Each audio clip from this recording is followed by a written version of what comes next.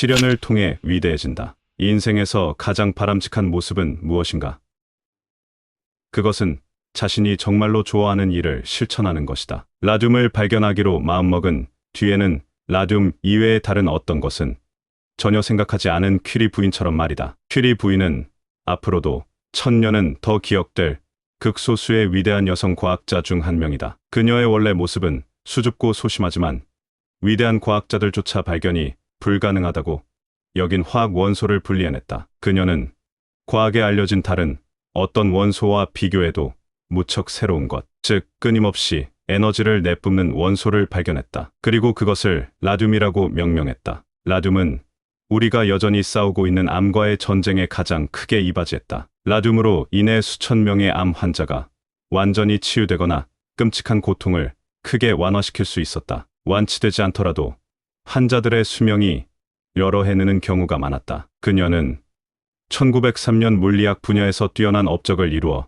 처음 노벨상을 받았고 1911년에는 화학 분야에 걸출한 업적으로 두 번째 노벨상을 받았다. 하지만 어린 시절 조국 폴란드에서 거만하고 부유한 어떤 가문에서 모욕을 당하지 않았더라면 과학자가 되는 일도 라듐을 발견하는 일도 아예 없었을지 모른다. 스토리는 이러하다. 그녀는 19이었을 때 폴란드에서 한 부유한 가문에 고용되어 10살짜리 여자아이를 돌보며 공부를 도왔다. 그러던 중 이 집의 장남은 성탄절 연휴를 보내기 위해 대학에서 집으로 돌아와 새 가정교사인 마리 퀴리와 함께 춤을 추고 스케이트를 타는 일상을 보냈다. 그녀의 아름다운 태도에 매료되고 반짝거리는 재치와 시작 능력에 기뻐한 그는 이내 사랑에 빠져 그녀에게 청혼했다. 하지만 그의 어머니는 그 말을 듣고 거의 혼절할 뻔했고 아버지는 분노를 참지 못하고 길길이 날뛰었다. 뭐야, 내 아들이 돈 한 푼 없는 처녀에게 청혼했다고. 지위도 없고 남의 집에서 일하고 있는 천한 여자한테.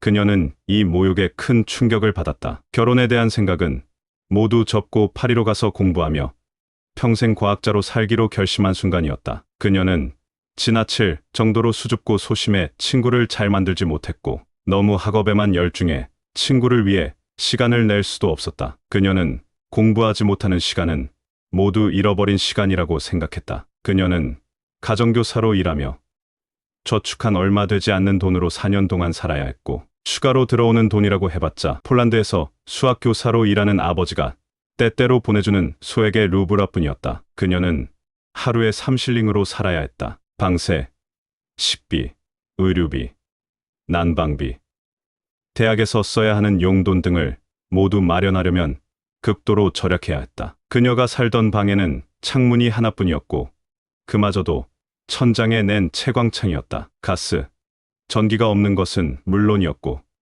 최악으로 난방도 되지 않았다. 그녀는 겨울을 석탄 2포대만으로 나야 할 정도로 형편이 아주 나빴다. 귀중한 석탄을 아끼고자 그녀는 종종 겨울밤에도 난로를 켜지 않았고 무감각한 손가락과 덜덜 떠는 어깨를 애써 다독이며 수학 문제에 매달렸다. 침대에 눕기 전이면 체온을 보존하려고 수건, 베개sit, 시트, 여벌의 옷을 몽땅 꺼내 침대 위에 올려놓았다. 그럼에도 여전히 덜덜 떨릴 정도로 추웠다. 때로 그녀는 의자를 가져와 침대 위에 올려놓기도 했는데 그 의자가 덜덜 떨리는 몸에 어떻게든 온기를 더해주지 않을까 하는 절박한 마음에서 그렇게 한 것이다. 그녀는 요리할 식재료도 거의 없었을 뿐만 아니라 설사 있다 해도 귀중한 공부 시간을 빼앗긴다는 느낌 때문에 요리를 거의 하지 않았다. 때로는 얼마 남지 않은 빵에 버터를 발라 묽은 차를 곁들여 먹으며 몇 주를 버텨야 했다. 종종 어질어질하다가 비틀거리며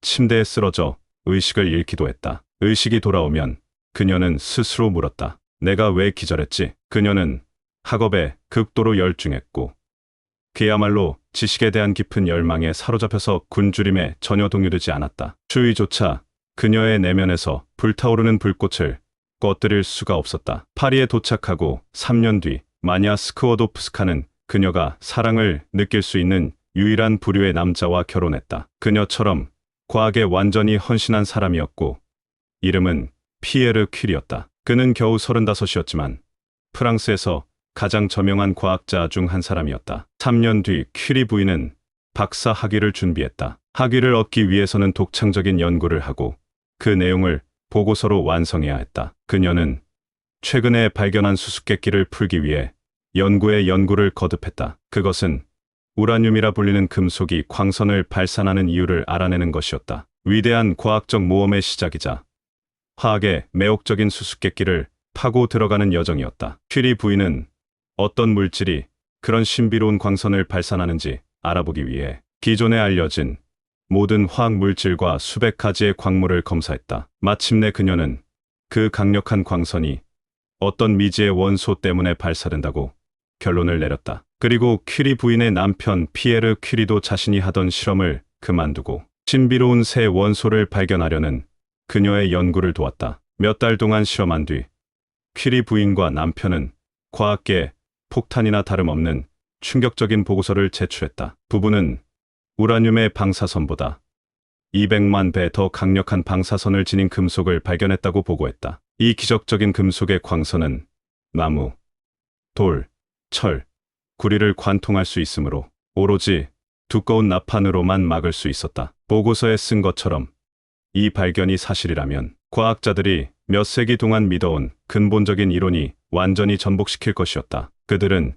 이 기적적인 물질을 가리켜 라듐이라 명명했다. 이전에 라듐과 조금이라도 비슷한 원소는 전혀 없었다. 이것은 깜짝 놀랄 정도로 다른 모든 금속과 달라서 냉철한 과학자들은 그런 금속이 존재할 수 있는지조차 의심했다. 그들은 증명을 요구했다. 순수한 라듐을 보여주면 관찰하고 검사하고 원자량을 알아내겠다는 것이었다. 퀴리 부인과 남편은 이후 4년 동안 라듐의 존재를 증명하는 작업에 몰두했다. 부부는 0.1g의 라듐을 생산하고자 밤낮 없이 일했는데 양으로 따지면 겨우 작은 완두콩 한 알의 절반 크기에 불과했다. 이 라듐은 무려 광석 8톤을 끓이고 정제해야 추출되었다. 부부는 예전에 의대생들이 해부실로 쓰던 버려진 낡은 창고에서 작업했다. 바닥도 없고 지붕에 구멍이 나 있었으며 난로는 낡아서 그리 따뜻하지 않은 곳이었다. 겨울이 되면 부부는 집 밖에 있는 것이나 마찬가지였다. 광석과 화학 물질을 끓일 때 나오는 매운 연기는 퀴리 부인의 눈을 따갑게 찔렀고 숨 막히게 했다. 4년 동안 부부는 그런 형편없는 창고에서 일했다. 마침내 피에르는 점점 의욕이 꺾이더니 상황이 좀 더 좋아질 때까지 연구를 중단하길 바랐다. 하지만 부인은 단호히 거부했다. 부부는 0.1g의 라듐을 실제로 생산할 때까지 작업을 고집스럽게 밀고 나갔다. 그리고 마침내 라듐을 발견해 퀴리 부인은 세상에서 가장 유명하고 성공한 여성이 되었다. 그런 영광과 예우를 받으며 지낸 시절의 그녀는 행복했을까?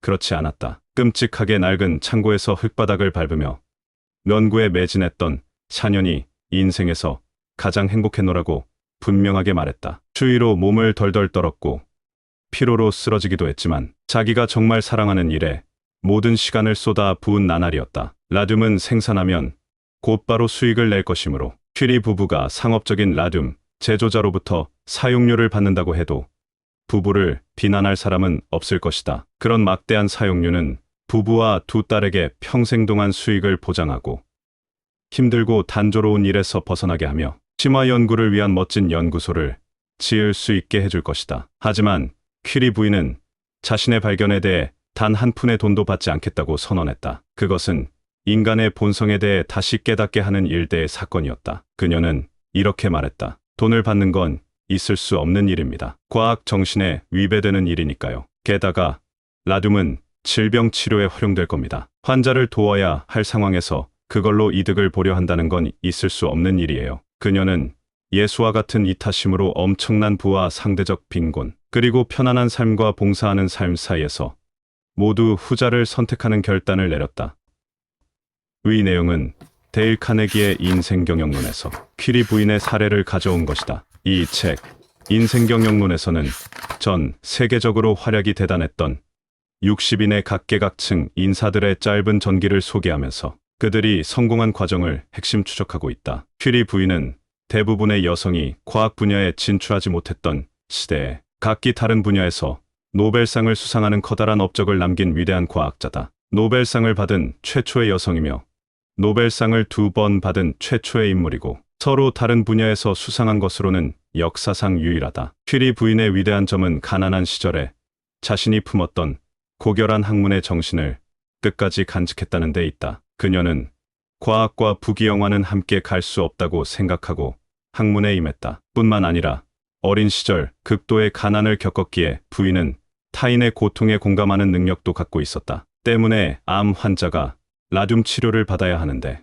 돈이 없어서 치료를 포기할 때의 고통을 상상하고 라듐 발견으로 인한 막대한 로열티가 예상되는데도 흔쾌히 포기할 수 있었다. 만약 돈을 벌 생각으로 라듐을 발견하려 했다면 4년간 헛간 실험실에서의 극심한 고통은 견뎌내지 못했을 것이다. 퀴리 부인처럼 뚜렷한 목표의식을 가지면 모든 장애를 이겨낼 수 있다. 그녀는 찢어지게 가난한 집에서 태어나 귀족 집의 가정교사 노릇을 하다가 그 집 아들로부터 청혼을 받았다. 하지만 그의 부모에게 가난하다고 모욕을 당한 것이 인생의 계기가 되어 온 세상의 이름이 알려지는 과학자의 길을 걷게 된다. 시련은 마음의 진정한 시금석이라는 말은 이런 이유에서 비롯되었던 것이다.